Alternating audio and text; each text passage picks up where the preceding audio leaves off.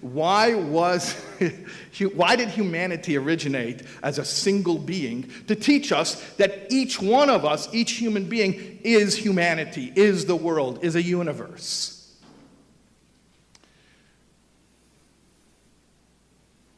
And the Rebbe once spoke about that passage in Talmud and actually said something very sharp to the rabbis about how rabbis waste the 48 hours of Rosh Hashanah, which are the most potent, powerful hours of the entire year.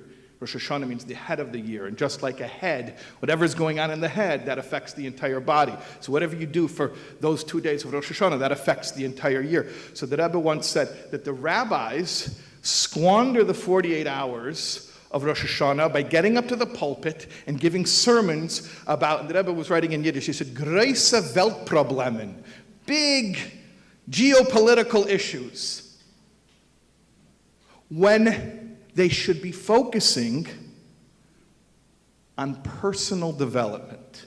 Because if you want to be really universal, look at the lesson of Rosh Hashanah.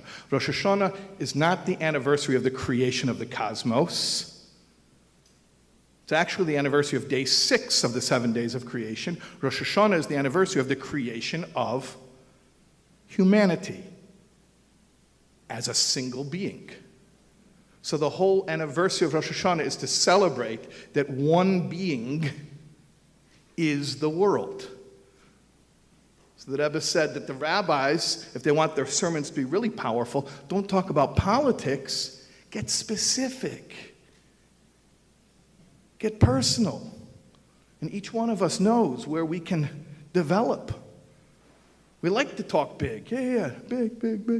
You know, when before the revolution in Russia, they used to send around guys to try to indoctrinate the masses into communism. So they tell a story, a guy comes to a little farm town, and he's trying to teach these peasants about communism, and he gives a whole long speech about how communism works. And then he says, okay, I want to make sure everyone understands how communism works. So he says, you, comrade, points to this little farmer in the back. He says, how does communism work? If you have 2 cows, what do? The little farmer says, okay, let me think. He says, if I have 2 cows, okay. So I keep 1 cow and I give 1 cow to the party. And the communist says, that is correct, comrade. Very good. Okay. Now, you have 2 goats. This scenario now, you have 2 goats. What do? Little farmer says, 2 goats, okay. Communism, okay. I'm going to keep 1 goat, and then the other goat I give to the party. And the communist says, very good, comrade. Okay. Well, one last test. 2 chickens. You have 2 chickens. What do, comrade? And the farmer is silent. So the communist says, comrade, 2 chickens, quick, 2 chickens. What do? Revolution's going to come. What are you going to do? 2 chickens. And the farmer won't answer. The communist sees the farmer is hesitating. So he says, comrade, I don't understand. Why are you hesitating? When I asked you 2 cows, you're ready to give away a cow to the party. I asked you 2 goats, 2 big goats. You're ready. Cows are big. Goats are big. Now 2 little chickens, and now you hesitate. He says, yeah, you know the difference? I really have 2 chickens.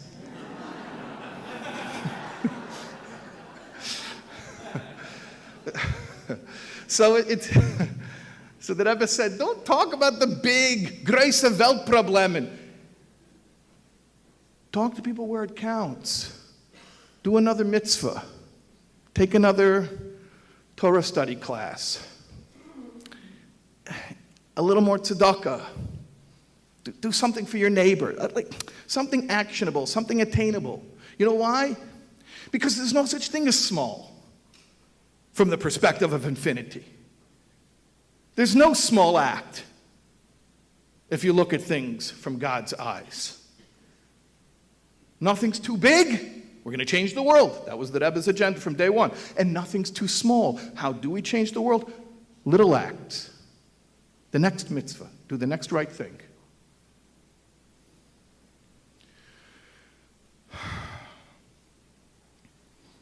And that's what it comes down to. It comes down to individuals doing one more mitzvah. reaching out to one more person. And that's the world.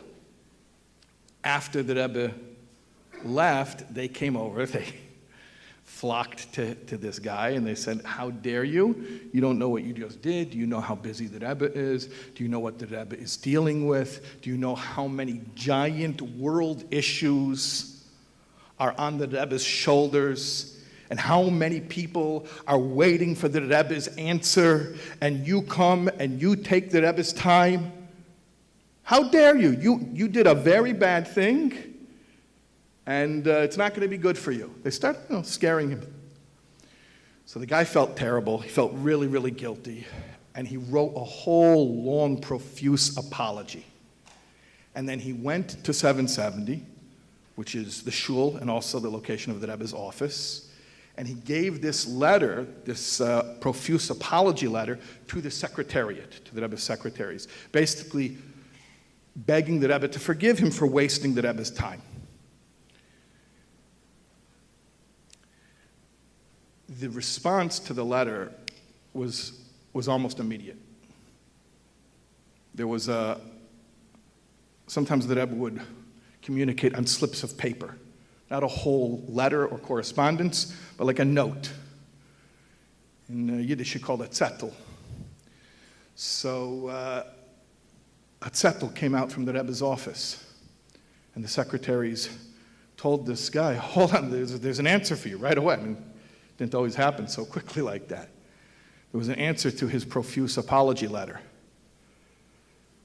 Now he felt double guilty, because here I am, I took the Rebbe's time in front of his house, now I'm taking the Rebbe's time again, that he has to stop and respond to my apology. I didn't need an answer.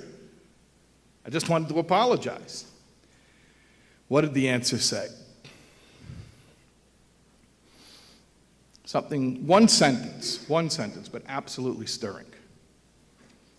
Mi yedea, who knows if the entire purpose, the Rebbe is writing this, who knows if the entire purpose of my soul's descent, Yeridus Nishmasi, the entire purpose of my soul's descent into this physical world, into a physical body, was not for the sake of doing you this one favor. And then the Rebbe added, and who are the yeshiva boys to mix in? And especially, what were they doing on President Street during class time?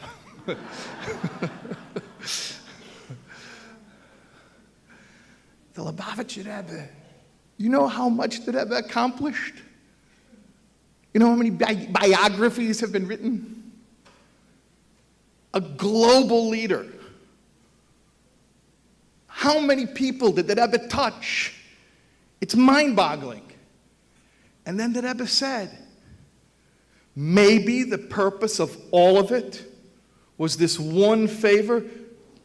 One person comes up to me on President Street and pours out his heart, and we have a fleeting moment of connection. Maybe my soul came to the world for that moment, the Rebbe said. And I promise you, when the Rebbe said that, it wasn't poetry, it wasn't figurative. That was the Rebbe's worldview.